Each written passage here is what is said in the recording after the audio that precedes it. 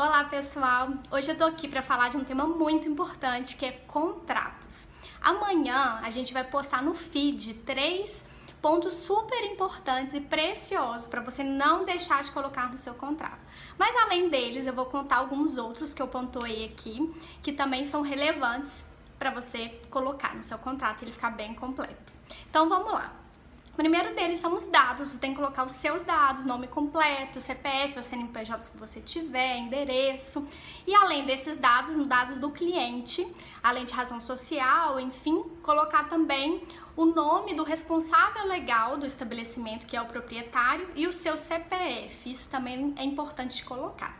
Listar, claro, todos os serviços que estão inclusos ali na sua prestação de serviço e pensar muito bem na hora de colocá-los lá no seu contrato. Um exemplo, no nosso contrato a gente não coloca que nós vamos implantar as normas da vigilância sanitária. A gente fala que nós vamos orientar em relação às normas da vigilância. Por quê? Há uma diferença muito grande. Você vai orientar e se aí o dono for implantar essas normas já é outro assunto. Porque muitas dessa parte de implantação depende do dono, depende de mudanças estruturais, depende de investimentos e aí a gente não sabe se ele vai implantar ou não. Então, nós damos orientações, ok? Então, pense em cada serviço que você for pontuar e seja o mais específico possível, né? E não deixe de listar todos os serviços.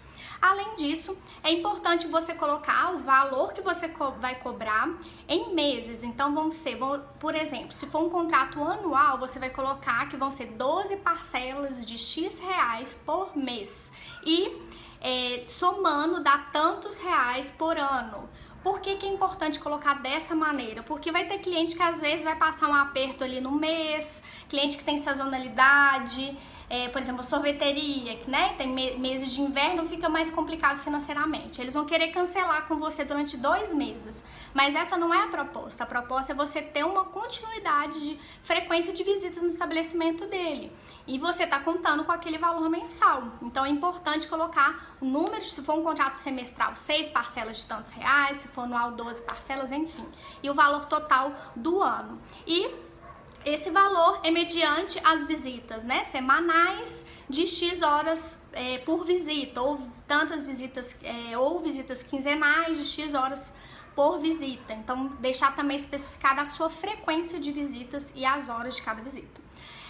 Outro ponto legal é você colocar também a hora do seu valor excedente. Então pode ser que seu cliente peça que você vá mais vezes ou vá um dia para participar de uma reunião com o fornecedor, que é importante você estar presente, ele quer que você vá nessa reunião, fique 1 hora e você já cumpriu suas horas, enfim. Então é importante ter esse valor diferenciado e que seja um valor maior, porque se ele for dividir o valor da sua hora com aquela frequência que já está programada, vai ficar um valor pequeno, e aí nesse valor não vai estar incluso o seu deslocamento desse dia para ir lá para ficar 1 hora, né? O seu deslocamento, o seu gasto com esse deslocamento, enfim. Então é legal ter um valor de hora excedente, hora extra que você for fazer caso ele solicitar.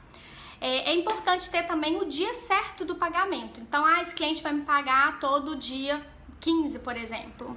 É uma dica legal. Não coloca dia 5, viu, gente? Porque geralmente dia 5 é o dia que eles pagam funcionários. Eles vão dar prioridade para os funcionários. Não tem jeito. E aí sempre vão atrasar, vai ser um problema para ele, um problema para você, né? Então, geralmente a gente coloca dia 10, dia 15, dia 20, enfim. E vai também do dia que você vai iniciar a visita. Geralmente vamos supor que o seu primeiro dia da visita vai ser dia 11. Então você pode receber no dia 11 do mês seguinte. Ou você pode receber primeiro para depois fazer o serviço. Aí vai de cada profissional. Geralmente a gente faz assim, que fica mais fácil e tem sempre um mês, né, para não deixar tudo no mesmo dia de todos os clientes o pagamento.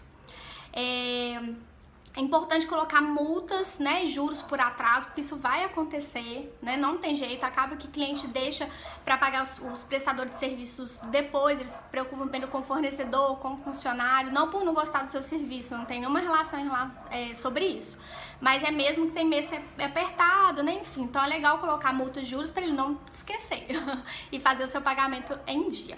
Colocar também a vigência do contrato em dias, então esse contrato vai do dia tal ao dia tal, deixar muito bem claro. claro. Como eu falei, às vezes a gente fecha contrato semestral ou anual, né? Então vai de acordo com o tipo de serviço de cada cliente que a gente vai oferecer, que a gente está fechando.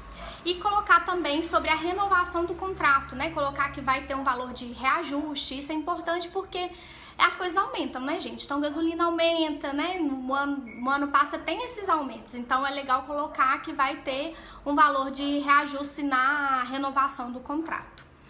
E outro ponto fundamental que todo mundo esquece é fazer com que as testemunhas assinam esse contrato. Tem que ter testemunho das duas partes, da sua e do cliente. Então, é muito importante que isso, no caso de ter um problema, essa assinatura das testemunhas vai ser importante. Vou pontuar também sobre contratos de serviços pontuais. Esse que eu tô falando é um contrato geral, né, de assessoria mesmo, que você vai lá periodicamente, vai implementar vários serviços, enfim. Nesse contrato é importante também você colocar o que tá incluso e o que vai ser cobrado à parte, viu? Então, esse também é um ponto importante. Mas, enfim, vamos supor que você fechou um contrato só para fazer rótulos. Então, é importante também fazer um contrato, mesmo que seja só por esse serviço, e pensar especificamente nesse serviço. Por exemplo, então, fechou um contrato sobre rótulos. O que é legal você colocar nesse contrato, além, né, de vários pontos que eu coloquei aqui? Ter lá falando que se o cliente mudar a formulação dele, se ele mudar a receita, você vai cobrar um novo rótulo. Por quê? Se ele muda a formulação, muda, né, ele vê o rendimento que ele passou para você tá errado, enfim, você vai gastar o seu tempo recalculando tudo, né? Então, querendo ou não, é um outro valor. Você já gastou sua hora fazendo aquele rótulo. Se ele mudou a formulação, foi uma mudança que veio dele. Então, vai ser cobrado um outro valor. Outra coisa importante é deixar muito bem claro que você não se responsabiliza por qualquer mudança que ele fizer no rótulo. Então, vamos supor que você finalizou, entregou aquele serviço, falando com todos os dizeres que tem que constar naquele rótulo, e ele simplesmente mudou. Quis colocar lá que o produto era rico em cálcio, não era, você não colocou isso, e aí ele roda aquele rótulo, se acontecer alguma coisa, uma multa, der algum problema, ele vai vir atrás de você, mas você não colocou aquilo. Então, é muito importante você colocar que você não se responsabiliza se ele alterar algum dizer diferente do que você enviou para ele. Então, é um ponto muito importante, ok? E também, no caso de rótulo, né, não só de rótulo, mas enfim, colocar a parte de ética também. Igual rotulagem, eles ficam com muito medo de você... Vamos supor que você vai pegar a receita dele, passar para uma outra pessoa, para um concorrente, né? Enfim, montar uma empresa igual a dele usando a receita dele. Então, eles têm muito medo em relação à formulação e receita, e realmente é algo muito importante. Então, nosso contrato de rótulo tem lá falando uma cláusula sobre ética, que, né, outras pessoas não vão ter acesso a essa receita, né? Que ela vai ser usada apenas para a elaboração do rótulo. Enfim, então pense muito bem, né, em cada contrato, em cada cláusula que você tem que colocar, né, não deixe de colocar esses pontos que eu comentei. E é óbvio, gente, que é essencial vocês contratarem uma consultoria de um advogado, né, quem tem que elaborar contrato é advogado. Então, não deixe de contratar o investimento que vocês vão fazer para evitar problemas futuros, ok? Espero que vocês tenham gostado e aguardem o próximo vídeo. Até mais!